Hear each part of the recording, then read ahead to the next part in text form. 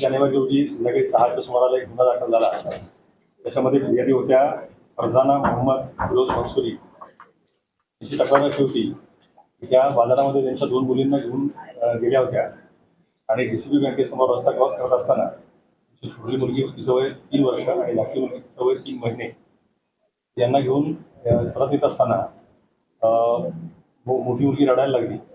त्यामुळं त्या दोन्ही मुलींना घेऊन रस्ता कसा क्रॉस करायचा तर एक बुरखाधारी महिला तिथं आली आणि त्यांना म्हणाली की तुला मुझे भी रोड क्रॉस करना है, एक लड़के को मेरे पास दे दो, असं म्हणून तिने त्या मुलाला छोटी मुलगी जी होती 3 महिन्याची त्या मुलीला घेतलं. दोघीजणी डिवायडरपर्यंत बरोबर चालत आल्या आणि त्यानंतर ही जी अनोळखी महिला होती ती महिला जोरात रस्ता क्रॉस करून पलीकडे निघून गेली आणि रिक्षामध्ये बसून निघून गेली. त्यांनी शोधाशोध केली परंतु काही फायदा झाला नाही आणि त्यानंतर त्यांनी पोलीस स्टेशनला येऊन तक्रार केली.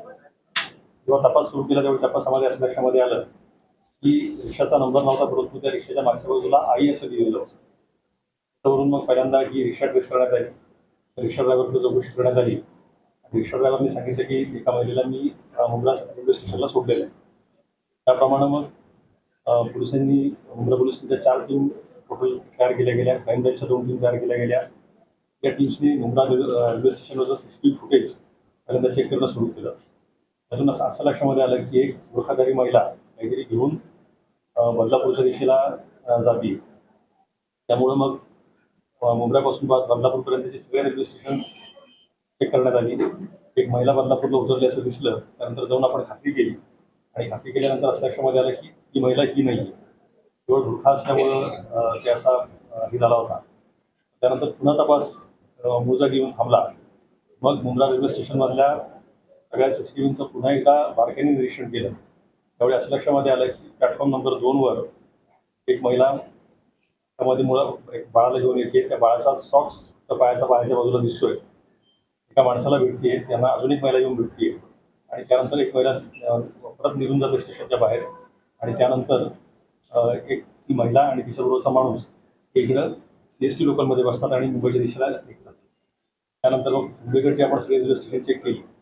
ठाणे रेल्वे स्टेशनला ती महिला उतरल्याच्या नंतर निष्पन्न झालं ती महिला आणि पुरुष आणि त्यानंतर पुढचा बाकी काही प्रेस लागायला तयार नव्हता. परत तपास जी महिला मुंब्र्यामध्ये निघून गेली होती त्या महिलेच्या दिशेने सुरू झाला. पूर्ण CCTV फुटेजेस पुन्हा चेक केली आणि चेक केल्यानंतर असं लक्षामध्ये आलं की शादी महल हॉल रोडला ईशानगरला ती महिला उतरलेली आहे. परंतु त्या भागामध्ये अनेक बिल्डिंग्स आहेत आणि सगळ्याच भागामध्ये काही CCTV कव्हरेज नाही आहे. परंतु गोपनीय बातमीदार आणि त्यानंतर बाकी सगळ्या सोर्सेसचा वापर करून या महिलेला निष्पन्न करण्यात आलं. या महिलेचं नाव निघालं नसरीना शेख.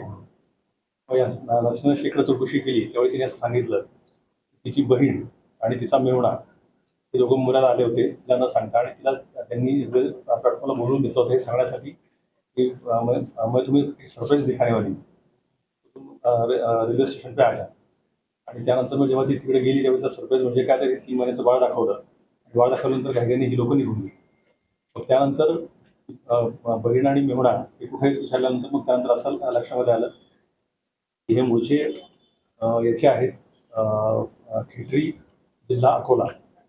त्यानंतर आपण अकोल्याला टीम पाठवली खेटरी गावामध्ये आणि त्यानंतर ते लहान बाळ आणि त्याचबरोबर दोघेही नवरा बायको आरोपी यांना आपण ताब्यामध्ये घेतलेलं आहे. केवळ 6 दिवसामध्ये 3 महिन्याचं लहान बाळ हे आपण सुखरूपपणे आणू शकलेलो आहे. मुंब्रा पोलिसांनी ही अतिशय उत्तम कामगिरी केलेली आहे. मुंब्रा पोलिसांचं या निमित्ताने मी अभिनंदन. अपहरणाचं कारण असं होतं की लग्न होऊन जवळजवळ 8-9 वर्ष झाली परंतु मूल होत नव्हतं आणि यूट्यूबवर कुठेतरी तिला असं कळालं होतं म्हणजे फिरुन्निसा आरोपी जे आहेत फिरुन्निसा मुजीब मोहम्मद फिरुन्निसाला असं कुठेतरी सांगितलं होतं आणि यूट्यूबवरून तिला असं केलं होतं की मुंब्रा भागामध्ये म्हणे नवजात अर्भक अशी सोडून दिली जातात किंवा रस्त्याकडे टाकली जातात तुला काहीतरी त्याच्यामध्ये नक्की मिळेल असं त्यांना वाटलं.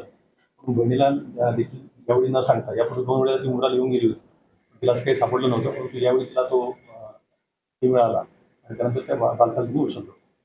तर तुम्ही सांगितल्याप्रमाणे पहिले बदलापूरच्या दिशेने शोध मोहीम सुरू होती त्यामुळे पाहिलं तर अनेक CCTV फुटेज तुम्हाला हाताळायला लागली होती. याकरिता नेमकं किती दाखवले होते यामध्ये किती नेमकं पोलिसांना पोस्टमॉर्टम तैनात केला होता? एकूण मुंब्रा पोलीस स्टेशनच्या 4 टीम होत्या. ते टीमचा आपल्यासमोर आहेतच आणि यांनी दिवस रात्र काम केलेलं 16-18 तास काम केलेलं आहे.